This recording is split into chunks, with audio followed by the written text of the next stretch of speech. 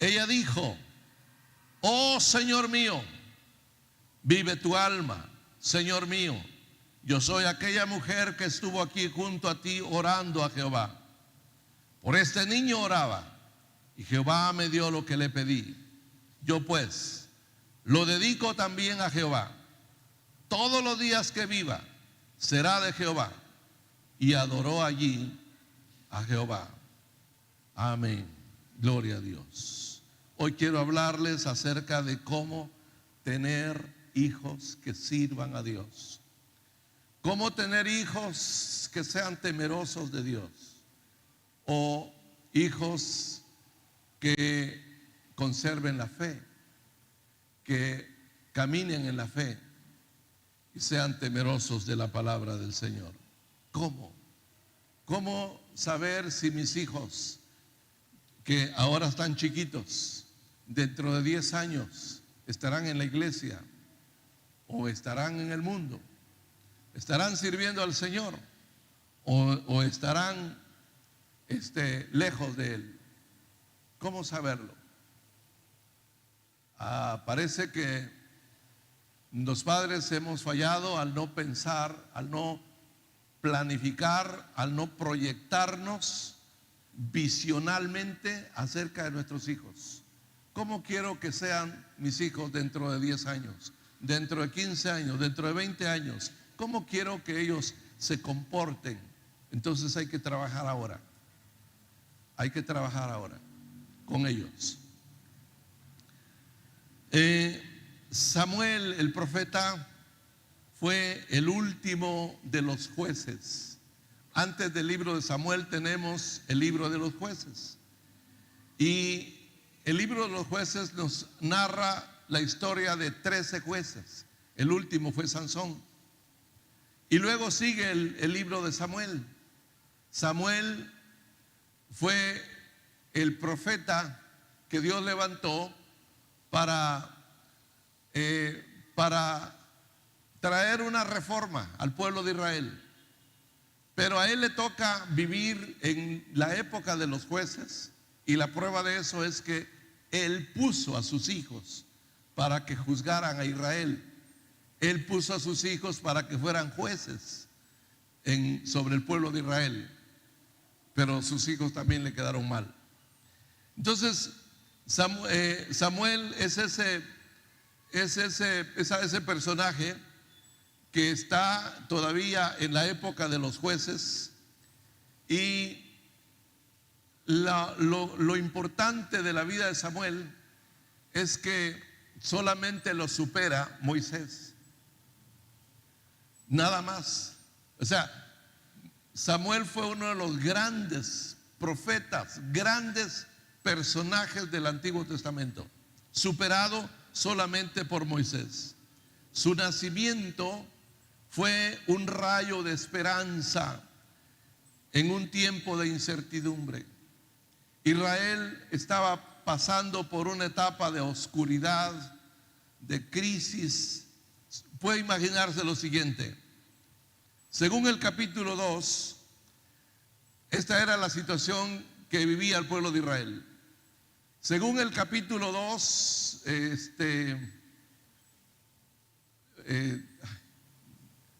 hermanas diaconistas, ayúdenme por favor. Según el capítulo 2, en el santuario había corrupción. Imagínense eso. En el santuario había corrupción. Era terrible. Un sacerdote viejito y unos hijos perversos que eran también sacerdotes. Vuelvo a decirlo: un sumo sacerdote viejito y unos hijos sacerdotes también que trabajaban, que servían en el santuario, pero eran perversos. Había corrupción en el santuario. Según el capítulo 3, verso 1, no habían visiones, no había profecía, no habían profetas. Habían pasado ya más de 20 años y Dios guardaba silencio. La palabra de Dios escaseaba. Según el capítulo 4, Israel estaba bajo la opresión de los filisteos. No podían disfrutar de paz porque los filisteos los atacaban por un lado y por otro. Al terminar el libro de los jueces, que es el libro que coincide con el libro de Samuel, el último versículo del libro de los jueces nos dice: en estos días no había rey en Israel. Cada uno hacía lo que bien le parecía. Es decir, el pueblo de Israel se encontraba en caos. Cada quien hacía lo que le daba la gana. No había liderazgo. No había liderazgo, ni religioso, ni espiritual, ni civil, ni militar. No había liderazgo. El pueblo estaba desorientado. Por eso decimos, esta era la situación del pueblo: corrupción en el santuario, ausencia de la palabra de Dios, opresión del enemigo, que eran los filisteos, ausencia de liderazgo.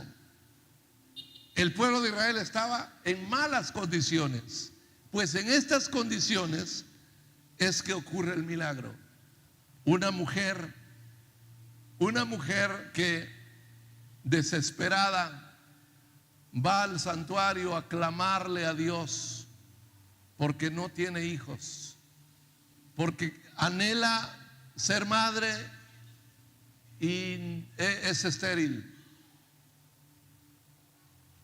Entonces, al analizar estos 3 capítulos de 1 de Samuel, capítulo 1, 2 y 3, podemos encontrar 3 lecciones. La primera lección que encontramos es el poder de la oración, el poder que tiene la oración. Y el segundo punto que encontramos es la gravedad del pecado. Y el tercero es la bendición de que los niños conozcan al Señor. Esta es una enseñanza para la familia. Para la familia. Una mujer que clama a Dios y que nos demuestra que la oración es poderosa. Un padre que tolera, alcahuetea, es indulgente, es complaciente con hijos que andan mal. La gravedad del pecado. Y un niño que nace, es dedicado al Señor, es dejado en el santuario y crece, sirviendo a Dios desde niño, escuchando a Dios desde niño, hasta que se convierte en el gran profeta Samuel. El poder de la oración, capítulo 1, verso 1 y 2. Hubo un varón de Ramataim, de Sofín, del monte de Efraín, que se llamaba Elcana, hijo de Jeroam, hijo de Eliú, hijo de Tob, hijo de Sub, efrateo. Tenía él 2 mujeres. El nombre de una era Ana y el de la otra Penina. Y Penina tenía hijos, mas Ana no los tenía. Verso 8. Y Elcana, su marido, le dijo: Ana, ¿por qué lloras? ¿Por qué no comes? ¿Por qué está afligido tu corazón? ¿No te soy yo mejor que 10 hijos? Y se levantó Ana después que hubo comido y bebido en Silo, y mientras el sacerdote Elí estaba sentado en una silla junto a un pilar del templo de Jehová, ella con amargura de alma oró a Jehová y lloró abundantemente, e hizo voto diciendo: Jehová de los ejércitos, si te dignares mirar a la aflicción de tu sierva y te acordares de mí, no te olvidares de tu sierva, sino que dieres a tu sierva un hijo varón, yo lo dedicaré a Jehová todos los días de su vida, y no pasará navaja sobre su cabeza.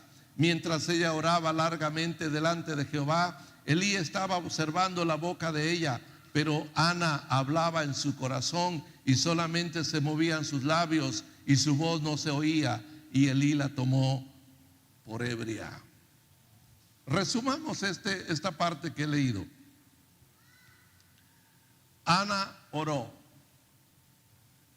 pero lo hizo con lágrimas, lloró en su oración. Eso dice el verso 10. Su oración estuvo acompañada con lágrimas, lloró en su oración. Segundo, fue específica en su oración. Ella le dijo a Dios en el verso 11: si me das un hijo varón. No le dijo dame un hijo o una hija, lo que sea. Ella le dijo: dame un hijo varón. Fue específica en su oración. En tercer lugar, se comprometió en su oración a devolverle ese hijo a Dios. En cuarto lugar, Ana oró largamente. No fueron 5 minutos. No sabemos cuántas horas pudieron haber sido horas. Oró largamente. En sexto lugar, oró en silencio. Solamente sus labios se movían. Estaba orando en secreto. Elí la estaba observando, pero nunca escuchó, nunca oyó, no pudo escuchar lo que Ana le estaba pidiendo al Señor. Y en séptimo lugar, Ana cambió después de la oración, porque dice el texto, según el verso 18, que después de haber orado se fue alegre y no estuvo más triste, porque la oración cambia nuestro estado de ánimo. La oración es poderosa. La oración es poderosa cuando se hace con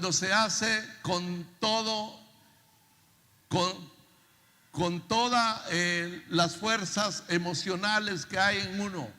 Cuando se derrama el alma, cuando se derraman las lágrimas, es porque el alma se está derramando delante del Señor. La oración es efectiva cuando se hace en ese nivel. Es efectiva cuando la oración es específica. Cuando se le pide al Señor, se le piden al Señor cosas específicas. Cuando hay compromiso en la oración. Cuando se ora sin ver el reloj. Cuando se ora sin medir el tiempo. Largamente oró al Señor Ana. No importa si no es necesario. Para clamar a Dios no es necesario gritar. La oración es efectiva aun cuando se haga en lo íntimo, en secreto, porque ella oró en silencio. Y el poder de la oración se ve en su semblante, en su estado de ánimo. Dice el verso 18: y se fue la mujer por su camino y comió y no estuvo más triste. Y luego dice el verso 20: y aconteció que al cumplirse el tiempo, después de haber concebido Ana, dio a luz un hijo y le puso por nombre Samuel. Significa esto que Dios responde a la oración. Dios se responde a la oración. Mientras usted y yo podamos orar, no se ha perdido mucho. Mientras podamos clamar a Dios, hablar con Dios, presentarle al Señor el caso, el problema, la situación por la cual estamos pasando, hay esperanza de que las cosas cambien. La oración es poderosa. Así dice Santiago: la oración del justo, obrando eficazmente, puede mucho. La oración puede mucho. Si usted puede orar hoy, usted puede orar mañana, si usted puede orar cada día, las cosas pueden cambiar. El problema no ha topado, la situación no ha concluido. No, hermano, si usted puede orar, las cosas cambian. Dios puede intervenir en lo más complicado, en lo más difícil, donde no hay esperanza, donde no hay solución, donde no hay salida. Dios puede hacer milagros cuando se ora, pero cuando se ora con profundidad, como lo hizo Ana.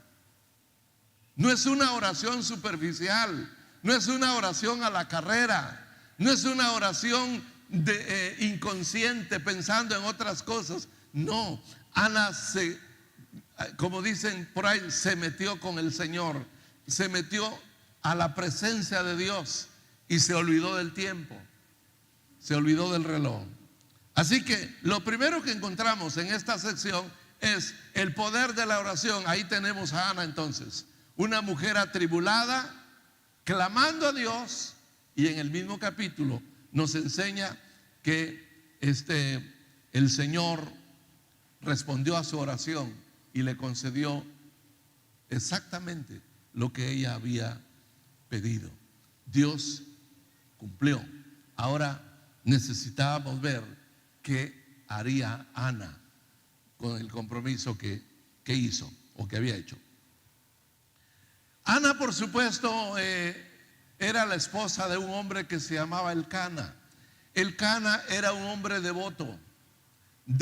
Él siempre subía al santuario. El santuario se encontraba en un lugar llamado Silo, y Elcana siempre iba a Silo, al santuario, en los días de fiestas, en los días festivos, según la ley, iba para ofrecer sacrificios al Señor, pero llevando a su familia. No quiero hablar de la familia Elcana porque esto es otro tema, pero lo que quiero resaltar es que Elcana era un hombre devoto, un hombre consagrado, un hombre que tenía fe, que creía y adoraba al Dios de Israel. Era un hombre de devoción que cumplía con esa parte de su vida. No había día en la que él, si era una fecha en la que había que ir a Jerusalén, o a Silo, perdón, a donde estaba el santuario, allí iba Elcana con su familia a adorar al Señor. Era un hombre devoto. Y alguien dijo que si hubieran más hombres con la convicción de Elcana y más mujeres con la fe de Ana, habrían más hombres como Samuel. ¿Será que mi hijo llegará a ser un hombre como Samuel? ¿Irá a ser mi hijo o mi hija un hombre o una mujer importante que sirva al Señor, que adore, que sirva y que venga a ser de bendición para muchos? ¿Qué irá a ser de nuestros hijos? La oración por los hijos antes y después de nacer hará que nuestros hijos sirvan a Dios. Hay padres que nunca oraron por sus hijos antes de que nacieran, y ahora están orando porque ya no saben qué hacer. Bueno, de todos modos es importante orar. Ayer le decía a una hermana, ¿qué aconsejaría usted a las mujeres, a las madres, para que sus hijos no se pierdan? ¿Qué le aconsejaría usted a las madres para que estorben el pecado de sus hijos? Me dijo la hermana, lo primero es que oren por sus hijos. La oración es poderosa. La oración tiene poder. La oración nos priva de jactarnos, de decir ese hijo es así porque yo lo eduqué. No, Señor, Dios lo hizo, Dios lo ha hecho. Y todo lo que yo hice es orar antes que naciera y orar después de que nació hasta ahora. Aunque ya sea adulto, aunque ya sea ido, nuestra responsabilidad como padres y madres es seguir orando por nuestros hijos. ¿Cuántas veces, cuánto tiempo oramos nosotros por nuestros hijos? ¿Cuánto? ¿Están ellos en la lista de nuestras oraciones? ¿Sus nombres los mencionamos? ¿Cada cuánto oramos por ellos? La oración es poderosa. Entonces, esto es lo que aprendemos hoy acerca de la oración de Ana. Luego, en segundo lugar, tenemos la gravedad del pecado. Vamos al capítulo 2, verso 22. Dice así. Capítulo 2, verso 22. Pero Elí era muy viejo y oía todo lo que sus hijos hacían con todo Israel, y cómo dormían con las mujeres que velaban a la puerta del tabernáculo de reunión. Y les dijo: ¿por qué hacéis cosas semejantes? Porque yo oigo de todo este pueblo vuestros malos procederes. Capítulo 3, verso 13. Miren lo que dice. Capítulo 3, verso 13. Aquí está hablando el Señor a través de Samuel. Y le mostraré que yo juzgaré su casa para siempre, por la iniquidad que él sabe, porque sus hijos han blasfemado a Dios y él no los ha estorbado. En eso falló Elí. Elí era el sumo sacerdote en ese momento. Sus hijos por lo mismo eran sacerdotes y servían en el santuario igual que su padre. Pero el pasaje, el capítulo 2 nos dice que eran muchachos inmorales. Abusaban del poder porque se apropiaban de la mejor carne que iba a ser dedicada al Señor sobre el altar del sacrificio. Ellos abusaban del lugar que tenían, abusaban de poder, pero también se aprovechaban. Eran hombres perversos, inmorales. Y Elí lo sabía. Y todo lo que hacía era decirles: ¿qué están haciendo mis hijos? Lo que hacen es malo. Dice el versículo, dice el pasaje que leímos: Elí era muy viejo. Digamos que por la vejez actuaba así, pero sus hijos ya eran grandes, eran adultos. Creo que no trabajó con ellos cuando ellos eran pequeños. Entonces, Elí fue un padre indulgente. Elí fue un padre indulgente. Indulgente es aquella persona que disimula, que pasa por alto lo que está mal, que trata de no verlo, no le da importancia, no se interesa en el problema, disimula, lo pasa por alto. Esa es una persona indulgente. Las consecuencias son devastadoras, porque a través de Samuel Dios le va a decir a Elí que el juicio viene sobre su casa, que él ha decidido acabar con su familia, que sus hijos van a morir, él va a morir también, y que de su descendencia no habrá nadie que se acerque a su altar. Su descendencia, su familia o su descendencia será borrada. De su descendencia no se levantará jamás otro sacerdote por el mal de sus hijos. ¿Qué tenía que haber hecho Elí con sus hijos para que su familia no fuera un fracaso? Bueno, aunque él nunca leyó esto, porque esto fue escrito muchos años después, pero ahora nosotros lo sabemos. Proverbios 28, 29, 15 dice: la vara y la corrección dan sabiduría, mas el muchacho consentido avergonzará a su madre.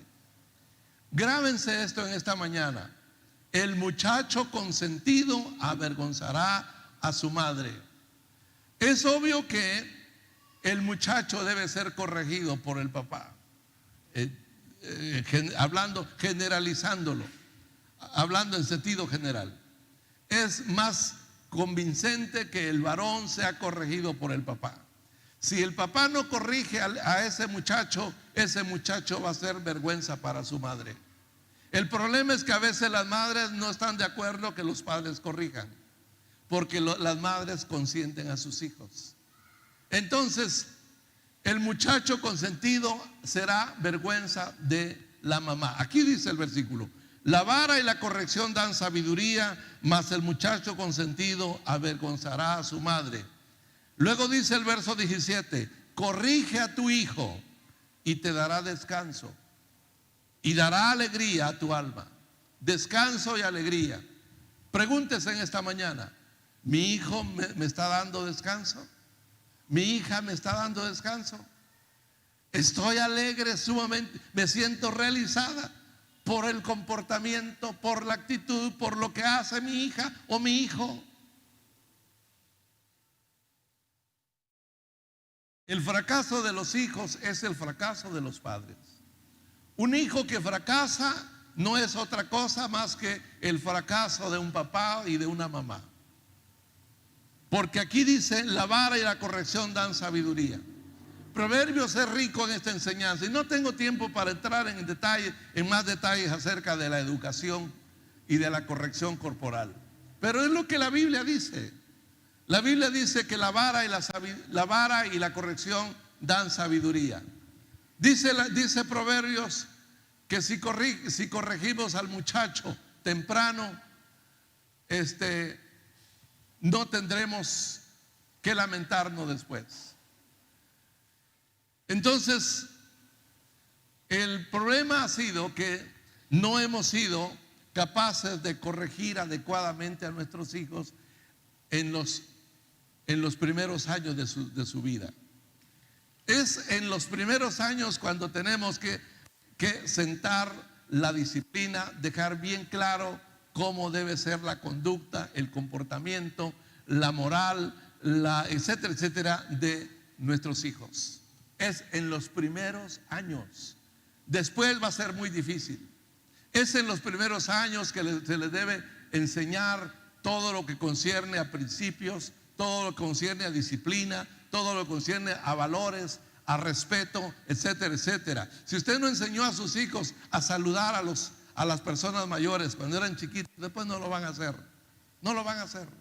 No van a ser amables, van a ser personas déspotas, insípidas. Pero si usted les enseñó a ser amables desde chiquitillos, ellos van a ser amables. En la enseñanza y la corrección tiene que ser al principio. Entonces dice: la vara y la corrección dan sabiduría, pero el muchacho consentido avergonzará a su madre. Dice Proverbios que debemos corregir a nuestros hijos mientras haya esperanza. Y si lo corregimos con vara, no morirá. No morirá. Pero si lo dejamos de corregir, posiblemente sí se muera. Se va a morir de alguna otra manera, pero se va a morir. Así que, hermanos amados, el proverbista dice: corrige a tu hijo y te dará descanso. Tal vez ya usted no pueda corregirlo porque él ya es adolescente, es un joven, ya es adulto, ya no lo puede corregir. Pues ni modo, ya fracasó. Pero por lo menos puede seguir orando por él. Puede seguir orando y orando y orando y orando. Señor, yo fallé. Señor, yo fallé. Señor, no hice bien mi papel. No cumplí con mi rol. Señor, perdóname. Pero ahora, Señor, hazlo tú. Corrígelo tú. Corrígelo tú. Háblale tú. Dale una cachetada tú mismo, Señor. Haz que entienda, tú lo puedes hacer. Él lo va a hacer mejor que yo o mejor que nosotros.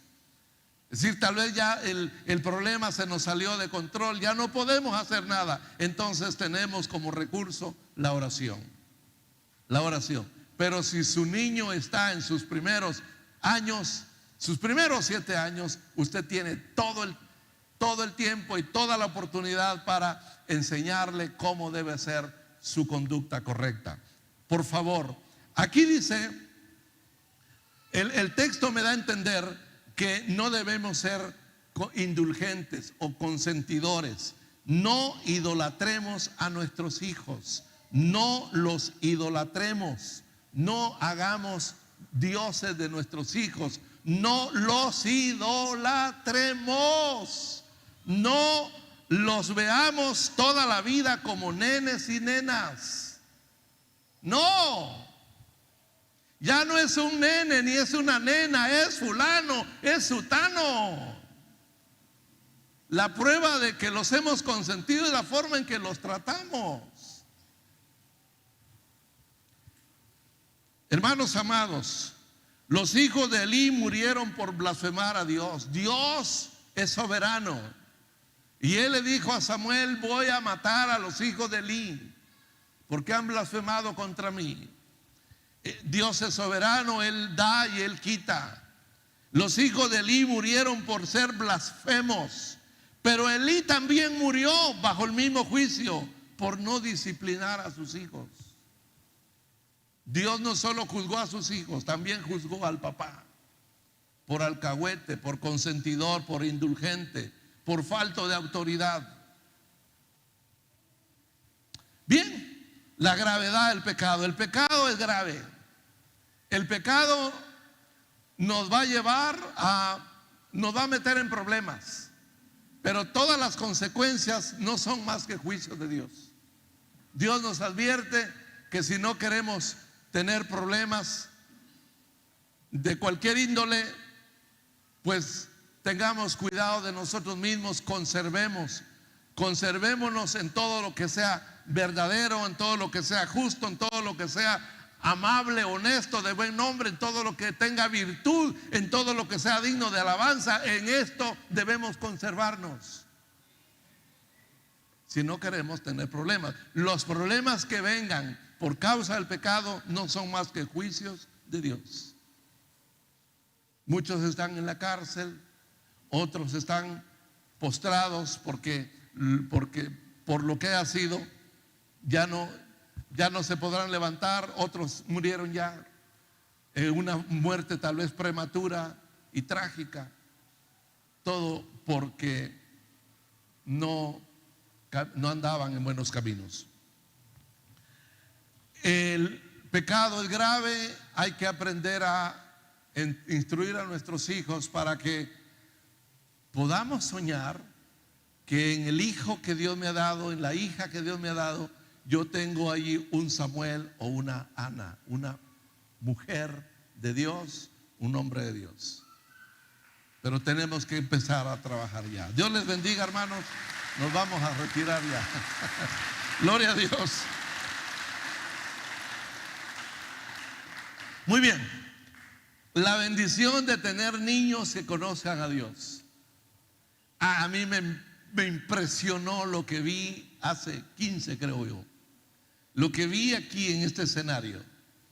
Esos niños que nos dijeron de memoria los 66 libros de la Biblia, nos lo dijeron al revés y al derecho, nos lo dijeron por secciones de acuerdo a las divisiones del canon del Antiguo y del Nuevo Testamento. Miren, yo quedé impresionado. Niños chiquitos dictándonos la Biblia como decimos, de pe a pa. Qué tremendo, qué tremendo. La palabra está en sus mentes y en sus corazones. Ahora, este es el trabajo de semilla, pero el trabajo más grande está en casa. Le toca a usted aprovechar toda esa semilla que está en el corazón de sus hijos para que ellos puedan seguir creciendo. Qué triste es cuando hay casos donde el niño quiere venir a la iglesia y los padres le dicen: hoy no vamos a ir. Eso es triste, porque va a llegar un día en que los padres le van a decir al muchacho: vamos a la iglesia, y entonces le va a decir: ahora no quiero ir. La bendición que los niños conozcan al Señor. Samuel fue dedicado por una madre que adoraba a Dios. Cuando termina el capítulo 1, dice así: yo pues lo dedico también a Jehová. Todos los días que viva será de Jehová. Y adoró allí a Jehová. Ana era una mujer adoradora. Era una adoradora de Dios. Y eso es vital. Con eso tendríamos que empezar. Es muy bonito ver cuando los padres vienen con sus hijos. Yo los quiero presentar, pero ¿eres un adorador? Los que presentan a sus niños, ¿son adoradores? ¿Vienen con sus niños a presentarlos al Señor porque son adoradores? ¿O porque piensan que el niño tiene que ser presentado para que esté protegido? Y ven la presentación como antes nos enseñaron, el bautismo del niño. Es que si no está bautizado y se muere, se va a saber para dónde. No tiene protección. No. Hemos aprendido que de ellos es el reino de los cielos. De los niños es el reino. Ellos no necesitan ni creer porque no pueden. No necesitan ningún rito para ser justificados delante de Dios por su estado de inocencia. El reino de los cielos es de ellos, lo dijo el Señor Jesús. Entonces realmente quien necesita ser dedicado es usted, o son los padres. Quienes deben de ser dedicados son los padres. Los que debieran de ser ofrecidos, autoofrecidos, son los padres. El niño no tiene problema. Él no tiene problemas en cuanto a su vida espiritual. ¿Por qué? Porque el reino de Dios es de los niños. El problema es de los padres. Si ellos no se arrepienten, no se salvan. Sí, Samuel fue dedicado por su madre, pero ¿qué madre? ¿Qué madre? El padre de Samuel era un hombre devoto, de convicción. Padres que adoraban al Señor, que no faltaban en el santuario en las fiestas judías. Entonces en el capítulo 2 podemos ver un proceso. Podemos ver cómo Samuel va avanzando de niño hasta convertirse en un adulto. Se lo leo rápidamente. Capítulo 2, verso 11 dice: y el niño ministraba a Jehová delante del sacerdote Elí. Capítulo 2, verso 18: y el joven Samuel ministraba en la presencia de Jehová vestido de un efod de lino.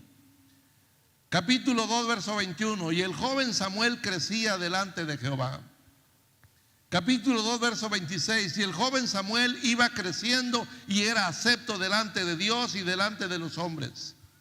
Capítulo 3, verso 1: y el joven Samuel ministraba a Jehová en presencia de Elí. Capítulo 3, verso 19: y Samuel creció y Jehová estaba con él. Capítulo 3, verso 20: y todo Israel supo que Samuel era profeta de Jehová. ¿Cuántos dan gloria a Dios, hermanos?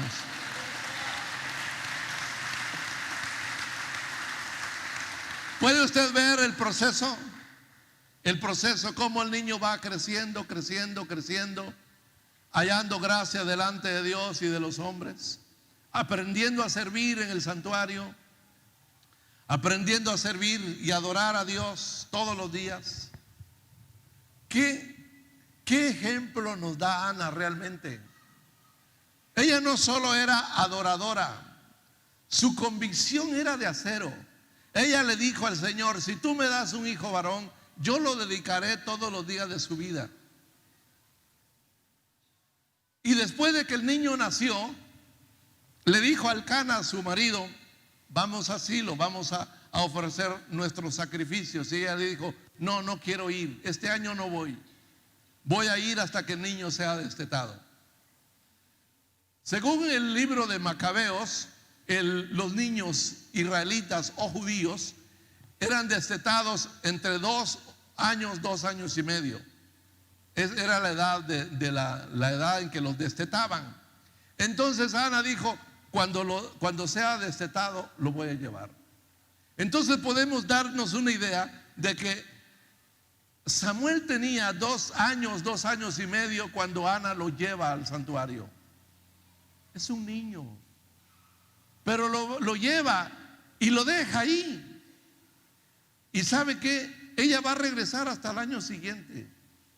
El año siguiente ella ya le ha preparado ropita, había tejido, había hecho ropita para el niño, que ahora ya tenía 3 años, y cada año que llegaba tenía 4, 5, 6, así va creciendo. Ella no lo fue a dejar y el día siguiente estaba en la puerta viendo dónde está mi hijo, mi hijo. No, como hacen las madres que no sueltan a sus hijos, no los sueltan. Los van a dejar a la escuela y se quedan en la puerta. ¿Qué anda haciendo? Bueno, así somos. Pero Ana es un caso excepcional. No digo que no tenemos que ser, que esté mal lo que hacemos, sino Ana era un caso excepcional. Llevó a su hijo y lo dejó. Lo dejó. No creamos que Ana era insensible. Era madre. Era madre, pero escúcheme, era su único hijo. No tenía más. ¿Qué sintió Ana cuando llegó a su casa? Ellos vivían en un lugar que se llamaba Ramá. No estaba muy lejos, estaba como a 16 kilómetros de Silo. 16 kilómetros sería como de aquí a Patulul, tal vez, más o menos, ¿verdad? Claro que no habían pamachanes ni esmeraldas. Todo era a pie o en camellos. Entonces era un viaje largo. Pero no era tan lejos como para que Ana dijera: yo quiero ir el sábado, el sábado, llévame a Silo, yo quiero ver a Samuel, llévame, yo lo quiero ver a mi hijo. No, ella lo llevó y lo dejó. Creo que lloró, tal vez lloró de tristeza. Yo creo que sufrió, por supuesto. Ese niño que ella amamantaba, ella alimentó con su pecho 2 años. Ahora no lo tenía. No estaba en su cama, ahí estaba su ropa, ahí estaba su cuna. No estaba el niño, estaba en el santuario. Ella estaba cumpliendo un pacto, un compromiso que hizo con Dios. Pudo haber pensado: mi hijo se va a morir. ¿Qué experiencia tiene el viejito para cuidar a mi hijo? Y es peor, lo puso en manos de alguien que ya ni miraba. Ella cumplió su promesa.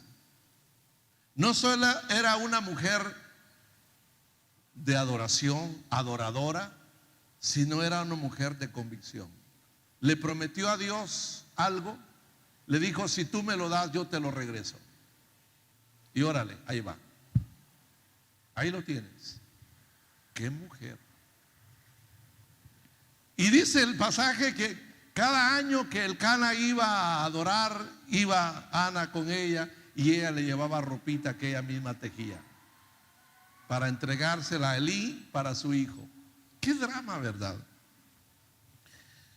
Este es el cuadro tan hermoso de esta mujer. Pero ahí tenemos entonces a un hijo que está dedicado de verdad al Señor. Dedicado al Señor. Se lo entregó al Señor para que creciera en el santuario. Y Dios empezó a manifestarse a Samuel cuando era un niño. Empezó a hablar. Y por supuesto el primer mensaje que Samuel recibe de Dios es el juicio contra Elí, el viejito que lo tenía, que lo cuidaba. Vamos a concluir.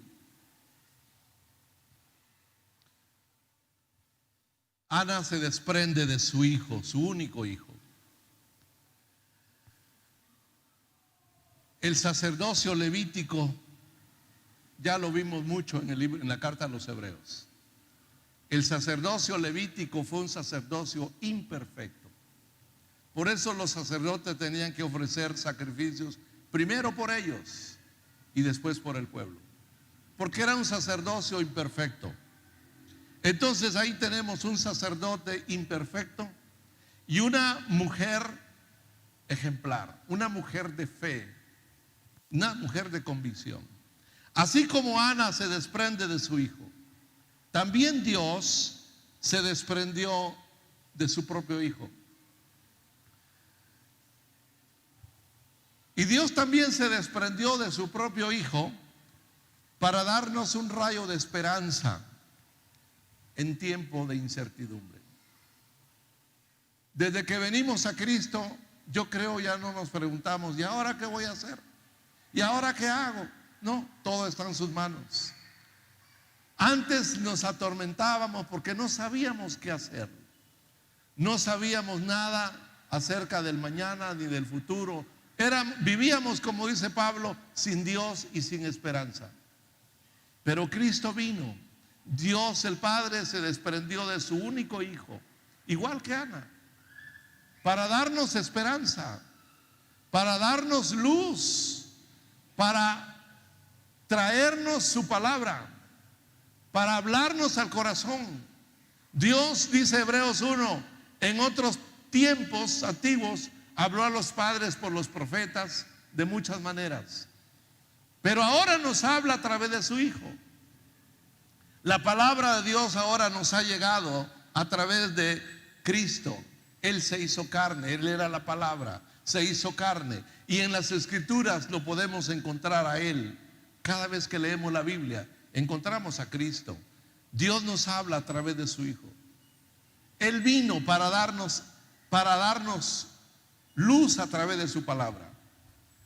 Hasta que Cristo vino, Dios nunca había hablado en nuestros corazones como lo hizo después, como lo hizo cuando conocimos a Cristo. Desde que Cristo está en nuestros corazones, Dios nos habla todos los días. En aquellos tiempos escaseaba la palabra, no había visión, no había profecía, no habían profetas. Hoy no podemos decir eso. La palabra no escasea en nuestros tiempos. En el día de hoy la palabra es abundante. La tenemos todos los días, mañana, tarde, noche. Podemos oír su palabra. ¿Por qué su palabra abunda? Porque Cristo vino, pero para eso el Padre tuvo que desprenderse, tuvo que entregar lo único que tenía. Él dio a su Hijo para traernos esperanza. El sacerdocio levítico fue imperfecto. Dios levantó entonces un sacerdote conforme a su corazón. Eso dice el capítulo 2, verso 35. Yo levantaré un sacerdote fiel que haga conforme a mi corazón y a mi alma. Y se refería a Samuel. Se refería a Samuel. Yo me suscitaré, pero antes dice, y te será por señal esto que acontecerá a tus dos hijos, Ofni y Fines, ambos morirán en un solo día. Ese fue el juicio. Los dos hijos de Elí, iban a morir en el mismo día. Y luego dice Dios, levantaré un sacerdote fiel que haga conforme a mi corazón y a mi alma. Ese sacerdote era Samuel. Eso fue lo que Dios hizo. El sacerdocio levítico era imperfecto. Entonces Dios levantó un sacerdocio perfecto en Cristo, en su Hijo. Él es nuestro sacerdote perfecto, conforme a su corazón. Él hizo la perfecta voluntad del Padre. Por eso puede estar de frente al Padre y pedir y rogar e interceder por nosotros que formamos su familia. Somos como sus hermanos. De hecho, aprendimos hace 8 que Él no se avergüenza de llamarnos hermanos. ¿Cuántos dan gloria a Dios, hermanos? Aleluya. Gloria a Dios. Gloria a Dios. Hemos aprendido esta mañana en los 3 capítulos de 1 Samuel. Primero, que la oración es poderosa. Si se le fue la mano o se le fue el tiempo y sus hijos ya salieron de su control y usted sabe cómo andan y usted no descansa porque dice, ¿dónde estarán? ¿Dónde estarán? ¿Qué estarán haciendo? ¿Qué estará haciendo este muchacho, esta muchacha? ¿En dónde se encuentra? ¿En qué condiciones? Y todavía se desvela y todavía se preocupa. Ore por él, ore por ella. La oración es poderosa. Si sus hijos están en sus primeros años, ore todos los días por ellos. Corríjalos con la palabra de Dios. Instrúyalos, porque dice la palabra, instruye al niño en su camino, cuando sea viejo no se apartará del camino. Instrúyalo con la palabra de Dios. No deje que se vayan a dormir sus hijos sin antes repetir una cita bíblica. No permita que se duerman sin repetir un texto de la Biblia. Hágalo, va a ver. Eso pareciera sencillo, pero cuando pasen los años, la palabra es viva y poderosa. La palabra de Dios es viva y poderosa. Si usted la siembra en el corazón de sus niños, ahora que son niños chiquitos, esa palabra va a ser semilla que va a germinar y va a dar fruto. Hágalo. Por no haberlo hecho, ahora sus hijos andan mal. Por no haberlo hecho, mire lo que está pasando. Pero todavía puede orar por ellos, todavía puede mandarles pasajes bíblicos, puede aconsejarles, puede tratarlos con el amor de madre, con el amor de padre, y decirles: corríjanse, vuélvanse al Señor, vamos a los caminos del Señor. Todavía hay esperanza. Recuerde, la oración es poderosa. No subestimemos el pecado. No subestimemos el pecado. No nos hagamos de la vista gorda, los padres. No disimulemos, no pasemos por alto. No. Tengamos mucho cuidado. El pecado es pecado, hay que llamarlo por su nombre. Mi hijo mintió, es un mentiroso. Mi hijo insultó, es un agresivo, es un egoísta. Hay que llamar el pecado por su nombre en nuestros hijos. No hay que ser consentidores, porque el hijo consentido avergonzará a sus padres. Instruyamos con la palabra de Dios a nuestros hijos, pero corrijamos el mal a tiempo. Y si se te fue el tiempo, pues entonces ora por ellos. Ponlo en las manos del Señor todos los días. Para Dios no hay nada imposible. Pero no subestimemos el pecado. No nos hagamos de la vista gorda. No disimulemos. No pasemos por alto nada. Lo que es malo y hay que corregirlo. Visualicemos que nuestros hijos lleguen a ser sacerdotes del Señor. Hombres y mujeres que servirán al Dios verdadero. ¿No quisiera usted eso? Que nuestros hijos lleguen a ser hombres y mujeres que sirvan al Dios verdadero. ¿Cuántos quieren? ¿Cuántos anhelan eso? Creo que todos. Vamos a estar de pie. Vamos a alabar a ese Dios maravilloso. Adoremos al Señor.